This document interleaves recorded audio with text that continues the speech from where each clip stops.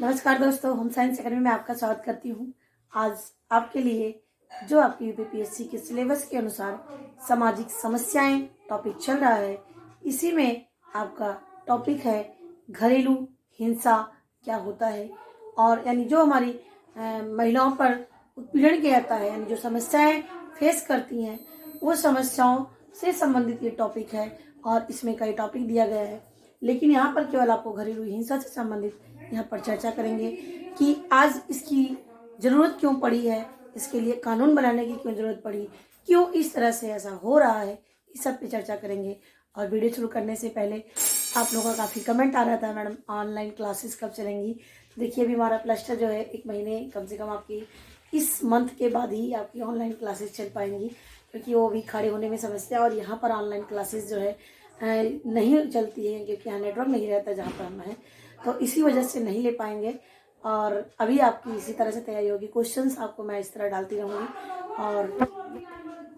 और जो आपकी तैयारी है आप अपने से खुद करते रहिए, और चीज़ों का और अदर चीज़ों का चलता रहेगा। तो देखते हैं, चलते हैं क्वेश्चंस की तरफ। ये देखिए यहाँ पर सामाजिक समस्या। तो देखिए यहाँ पर आज की जो स्थिति बनी हुई है, महिलाओं की स्थिति जो है काफ़ी कह सकते हैं निम्न है, बहुत ही लेवल पर। तो यहाँ पर सबसे पहले यहाँ पे स्थिति देखते हैं। टोटल जनगणना 2011 के अनुसार कितना है, 121.02 करोड़ है। और ये 2011 की जनगणना है, 2021 की जनगणना नहीं आई है। और जिसमें महिलाओं की मेल की जो जनसंख्या थी 62.37 करोड़ है, जबकि फीमेल की जो जनसंख्या है वो 58.64 करोड़ है। तो ये क्या जनगणना है, यानी ये जनसंख्या है मेल और फीमेल की। यानी देखिए यहाँ पर 62 और यहाँ पर 58 है। और इसके साथ साथ आप 6 रेशियो में देखते हैं। 6 रेशियो में देखा जाए लिंग अनुपात 2011 की जनगणना के अनुसार, जहाँ पर 1000 पुरुषों पर तो यहाँ पर 943 क्या है लड़कियां हैं, यानी 1000 मेल पर 943 जो है क्या कितने हैं, ये फीमेल की संख्या है। तो और एजुकेशन में देखते हैं, एजुकेशन 80.9% क्या है एजुकेशन है।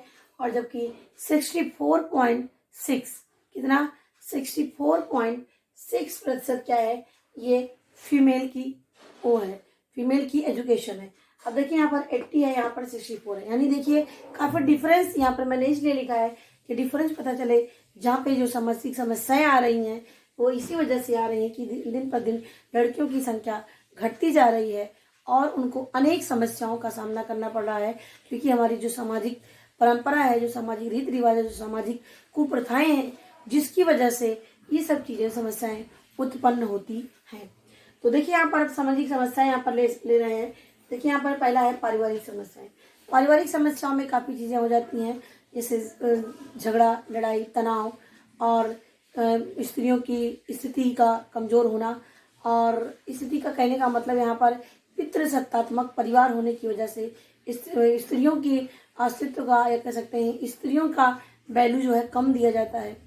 और इसमें है निम्न सामाजिक स्थिति। समाज में जितना अहमियत पुरुष प्रधान होता है, यहाँ पर वहाँ पर जो स्त्रियों की स्थिति होती है वहाँ पर उनको निम्न आंका जाता है पुरुषों की तुलना में। दूसरा है वैवाहिक समस्याएं। देखिए जो स्त्रियां होती हैं, एक परिवार को विवाह के बाद एक परिवार को छोड़ती हैं और एक परिवार को ग्रहण करती हैं, लेकिन वहाँ वैवाहिक समस्याएं काफ़ी उत्पन्न हो जाती है, क्योंकि उनका सब कुछ नया होता है, क्योंकि 20 साल 25 साल तक वो मायके में रहती हैं और उसके बाद उनके पास दूसरे घर में जाना होता है। तो पूरी तरीके से उनका चेंज होता है माहौल, जिसकी वजह से काफ़ी एडजस्ट करना पड़ता है। तो कुछ जो होती हैं वो एडजस्ट कर ले जाती हैं किसी भी परिस्थितियों में, किसी भी विषम परिस्थितियों में, लेकिन काफ़ी ऐसी भी होती हैं जो समस्याएं उत्पन्न हो जाती हैं एडजस्ट होने के बावजूद भी। और कुछ ऐसी भी लड़कियां होती हैं जो एडजस्ट नहीं कर पाती हैं। वहाँ पर एडजस्ट करने का मतलब होता है कि जब बहुत ही ज़्यादा उत्पीड़न किया जाता है, बहुत ही ज़्यादा परेशान किया जाता है, तो वहाँ पर क्या है वो सही तरीके से अपने वैवाहिक समायोजन नहीं कर पाती है। तो यहाँ पर वैवाहिक समस्या यानी तलाक हो जाना, आपस में मनमुटाव हो जाना, परिवार के साथ सही से व्यवहार ना होना, तो ये सारी चीज़ें होते हैं, तो यहाँ पर समस्याएं उत्पन्न हो जाती हैं वैवाहिक रूप में। अब है देखिए यहाँ पर स्वास्थ्य संबंधी समस्या। लड़कियां देखिए स्वास्थ्य संबंधी समस्याएं, क्योंकि वो शादी होने के बाद जब माँ बनती हैं तो वो अपने के साथ साथ अपने बच्चों को भी केयर करना पड़ता है। और इसके साथ साथ परिवार सपोर्ट हो तो ठीक है, और खुद एक्टिव हो महिला तो ठीक है, और यदि परिवार में पूरा सपोर्ट मिल रहा है, सभी तरीके से देखभाल हो रही है, तो समस्या नहीं उत्पन्न होती है। लेकिन जब हम खुद केयर नहीं कर पाते, यानी एक माँ जो है अपना केयर खुद नहीं कर पाती है, क्या खाना है, कितना खाना है, कैसे खाना है, तो ये सारी चीज़ें होने के नहीं हो पाने के कारण स्वास्थ्य संबंधी यानी एनीमिया रोग से ग्रस्त हो जाती हैं, हड्डी संबंधी रोगों से ग्रस्त हो जाती हैं। तो धीरे धीरे की समस्या, उनकी स्वास्थ्य कमजोर होने लगता है, और उनका स्वास्थ्य कमजोर होता है, उनके बच्चे का भी कमजोर होगा, और शिक्षा का स्तर यदि डाउन होता है तो बच्चे पर भी उसका प्रभाव पड़ता है और माँ पर भी उसका प्रभाव पड़ता है। ये होता है स्वास्थ्य संबंधी स्तर। अब देखिए मैंने शिक्षा लिखा है, क्योंकि जब एक माँ शिक्षित होगी तो सब चीज तरीके से मैनेज करने की कोशिश करेगी, लेकिन यदि माँ अशिक्षित है तो उसका भी बहुत ही ज्यादा प्रभाव बच्चे पर और माँ पर पड़ता है। आर्थिक पर निर्भरता, देखिए सबसे बड़ी समस्या है हमारे यहाँ समाज में, क्योंकि पितृ सत्तात्मकता में क्या होता है कि महिलाएं अपने बच्चे के लिए, अपने लिए किसी माँ मतलब दूसरे पर निर्भर होते हैं, यानी पति पर निर्भर होते हैं, और जिसकी वजह से वो हर तरीके से सहन करती हैं, चाहे वो गलत हो या ना गलत हो, सही हो तब भी वो दूसरों की जो उत्पीड़न है, जो तनाव है, जो टेंशन है, उसको सहती रहती हैं और घर में ही रहती हैं, और इसके साथ साथ अपनी समस्याओं को भी किसी से शेयर नहीं करती हैं। तो ये चीज़ें होती हैं समस्याएं का उत्पन्न होना। अब देखिए यहाँ पर आते हैं घरेलू हिंसा क्या होता है, तो देखते हैं घरेलू हिंसा पर। तो देखिए यहाँ पर जो घरेलू हिंसा मैंने यहाँ पर लिया है, तो देखिए यहाँ पर घरेलू हिंसा शारीरिक और मानसिक उत्पीड़न करना ही क्या होता है, घरेलू हिंसा होता है। क्या है, शारीरिक और मानसिक उत्पीड़न करना। अब शारीरिक मानसिक उत्पीड़न यानी शारीरिक रूप से उनको मारना पीटना, और ये क्या होता है शारीरिक रूप मानसिक रूप में उनका गाली गलौज करना, और पैसे न देना, साथ में एडजस्ट न करना, टेंशन देना, तो ये सारी चीज़ें क्या होती है मानसिक में आती है। तो शारीरिक के साथ साथ मानसिक भी बहुत ही ज़्यादा हानिकारक होता है, क्योंकि एक व्यक्ति को जो है जैसे कहते हैं चिंता जो है चिता बना देती है, उसी तरह से होता है। क्योंकि जब मानसिक तनाव होता है व्यक्ति धीरे धीरे क्या होता है टेंशन में होता जाता है, और धीरे धीरे उसकी स्थितियाँ डाउन होती जाती है और वह एक ग्रस्त हो जाता है। तो देखिए यहाँ पर है शारीरिक एवं मानसिक उत्पीड़न होता है, तो इसी को क्या है घरेलू हिंसा में इसको नाम दिया गया है घरेलू हिंसा। अब देखिए यहाँ पर लिखा है मैंने एक डिफिनीशन के रूप में किसे कहते हैं, तो परिवार के भीतर होने वाले क्या है, परिवार के भीतर होने वाले भौतिक, मनोवैज्ञानिक, भावात्मक, आर्थिक रूप से दुर्व्यवहार करना या धमकी देना, ये सारी चीजें घरेलू हिंसा के अंतर्गत आती है। तो देखिए यहाँ पर मैंने लिखा है परिवार के भीतर, यानी परिवार में जहाँ पर वो और रहती हैं, और उसमें भौतिक यानी उसको सही तरीके से सुविधा न देना, मनोवैज्ञानिक यानी मानसिक रूप से उत्पीड़न करना, भावात्मक मतलब उसकी भावनाओं को ध्यान न देना, उसकी भावनाओं से खिलवाड़ करना और सम्मान न देना, आर्थिक रूप से मतलब कि खर्चा न देना। तो ये सारी चीज़ें क्या है, ये सारी चीज़ें किस में आती हैं, घरेलू हिंसा में आती हैं। तो भौतिक, मनोवैज्ञानिक, भावात्मक और आर्थिक रूप से दुर्व्यवहार करना या धमकी रूप में शब्द बोलना, ये सारी चीज़ें क्या होती हैं, ये घरेलू हिंसा के अंतर्गत आती है। अब आता है इसके पीछे क्या कारण है, तो देखिए मेल डोमिनेशन।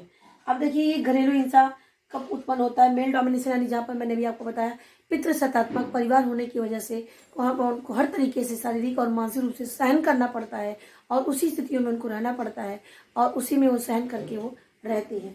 तो ये मेल डोमिनेशन यानी पितृसत्तात्मक परिवार होने के कारण। दूसरा है सामाजिक कुप्रथाएं। हमारे सामाजिक कुप्रथाएं कि लड़कियां जो है घर का काम करेंगी, लड़के जो है बाहर का काम करेंगे, और इनके लिए घर का काम है और अपने घर को करेंगी, इनको बाहर नहीं निकलना है, नौकरी नहीं करना है। तो ये सारी क्या है, ये कुप्रथाएं हैं।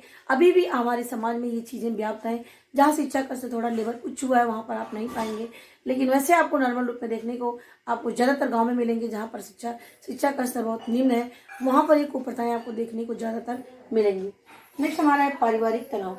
पारिवारिक तनाव में मैंने आपको बताया, पारिवारिक तनाव में जैसे कि मनोवैज्ञानिक या मानसिक रूप से टेंशन देना, ऐसे शब्द बोलना कि एक महिला जो होती है उसको ठेस पहुंचती है कि अगर हम गलत नहीं है तो मुझे भी गलत कहा जा रहा है, मुझे भी इस तरह से शब्द बोले जा रहे हैं, तो उसकी क्या है, उसकी मानसिक रूप से उस पर तनाव पड़ता है और वो टेंशन में हो जाती है, और धीरे धीरे वो क्या है अपने परिवार से वो अलग होने लगती है, यानी परिवार से उसका जो जुड़ाव होता है वो खत्म होने लगता है।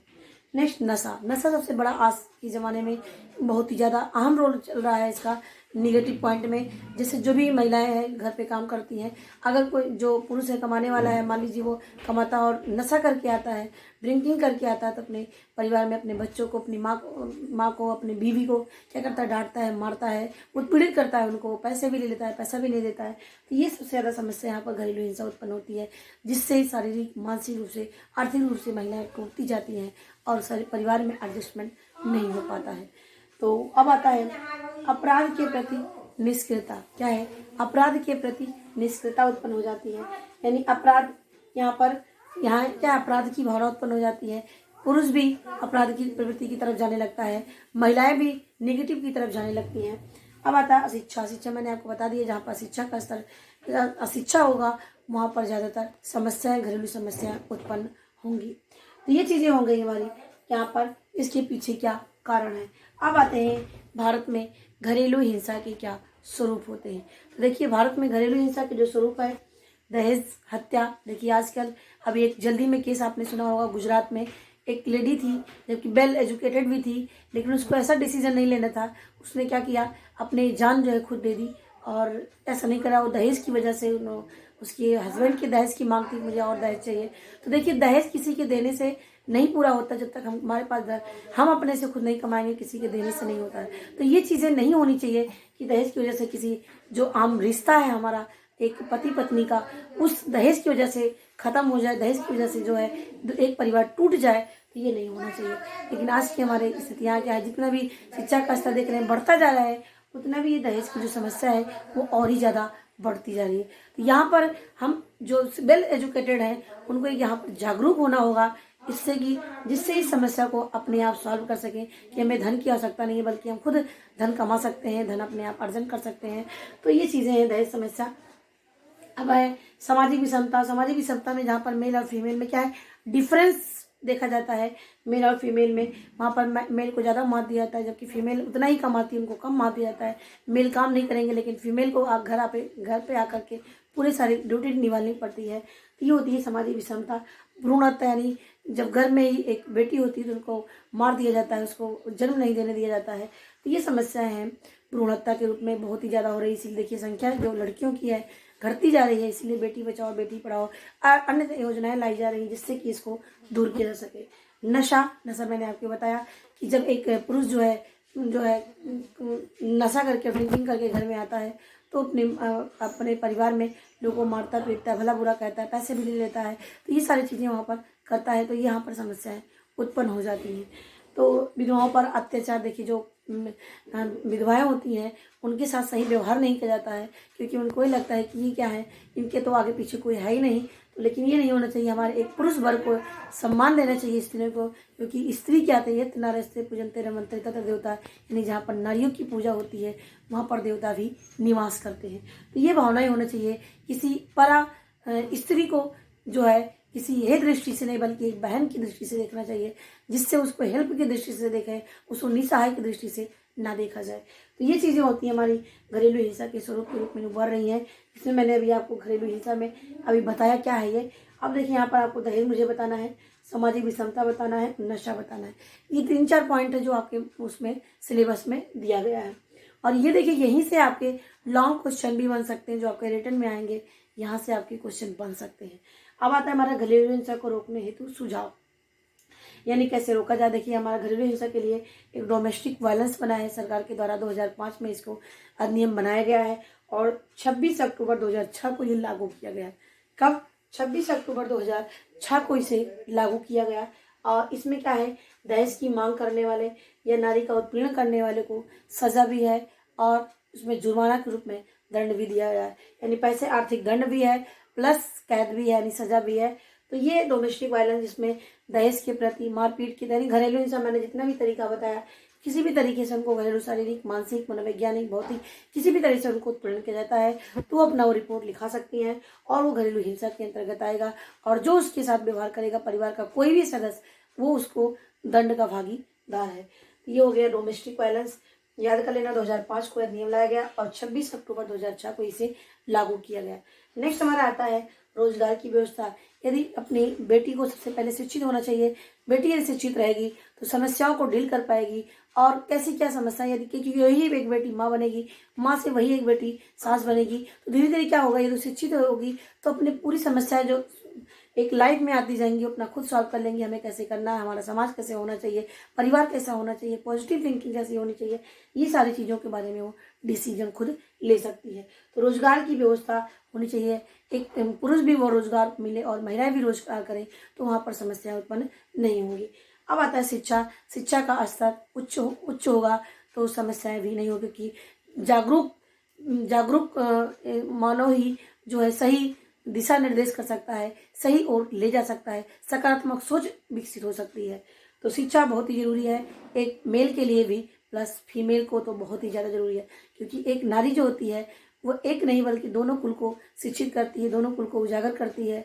तो ये चीज़ होनी चाहिए। और इसके साथ साथ और नेक्स्ट हमारा दंड है। दंड में क्या है कि कोई भी महिलाएं के प्रति कोई अगर कह सकते हैं उसको कोई उत्पीड़ित करता है, परेशान करता है, शारीरिक मानसिक भौतिक, तो ये इससे क्या है उसको दंड का प्रावधान होना चाहिए। चाहे वो कोई स्त्री हो उसके साथ दुर्व्यवहार कर रही, चाहे वो पुरुष हो, तो उसके लिए दंड होना चाहिए। और ऐसा दंड होना चाहिए जिससे उसको दोबारा उससे उस दंड से कोई सीख ले कि हमें ऐसा स्त्री के प्रति नहीं करना चाहिए।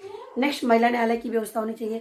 वहाँ पर केवल महिला जज होनी चाहिए, महिला वकील होनी चाहिए और महिलाएं केवल उसमें शामिल हो, और अन्यथा कोई हो, यानी एक सुनने वाला, एक अपनी समस्याओं को सुनाने वाला और एक निर्णय लेने वाला, सारी चीज़ें केवल महिलाएं होनी चाहिए। यानी एक महिला न्यायालय अलग होना चाहिए महिलाओं की समस्या को सुनने के लिए और उसका निर्णय लेने के लिए।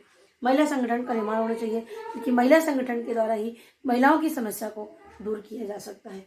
तो इतनी चीज़ें हैं घरेलू हिंसा को रोकने की उपाय। अब आता है नशा। नशा मैंने थोड़ा सा यहाँ पर हिंट दे दिया है कि नशे के दौरान पारिवारिक हिंसा एवं अत्याचार कोई करता है, किसी को मारता पीटता है, गाली देता है या उसके साथ ऐसा दुर्व्यवहार करता है जो सहने योग्य नहीं है, तो जाकर के वो घरेलू हिंसा के अंतर्गत आएगा और उसके साथ जो है सजा भी रहेगी और उसको आर्थिक दंड भी रहेगा। तो ये चीज़ें हो गई। अब मैं आपको यहाँ पर बताऊंगी सामाजिक विषमता और दहेज हत्या के बारे में नेक्स्ट वीडियो में लेकर के आऊँगी। और ये टॉपिक आपके हर एग्जाम के पर्पज से बहुत ही महत्वपूर्ण है। मैंने आपको बताया जो आपके पीजीटी का सिलेबस है, ऐसा नहीं केवल ये यूपीपीएससी में, आपके पीजीटी जो प्रवक्ता का है यानी आपका माध्यमिक चयन बोर्ड में, उसमें भी आपके टॉपिक आ सकते हैं। तो क्योंकि आपका ये डोमेस्टिक वायलेंस ये मेन पॉइंट है, डोमेस्टिक घरेलू हिंसा कब ये अधिनियम लाया गया था, कब ये लागू किया गया था, सामाजिक विषमताएं क्या क्या होती हैं, घरेलू हिंसा में क्या क्या चीज़ें आती हैं, तो ये सारी चीज़ें आप खुद जानेंगे और आपके नेट के बेस में भी आपको ये महत्वपूर्ण है। तो आशा करती हूँ कि आपको इस छोटी सी वीडियो में आपको अच्छे से समझ में आया होगा, दीदी आया होगा। तो प्लीज़ हमें कमेंट बॉक्स में बताइएगा और वीडियो देखने के लिए आपको बहुत बहुत धन्यवाद।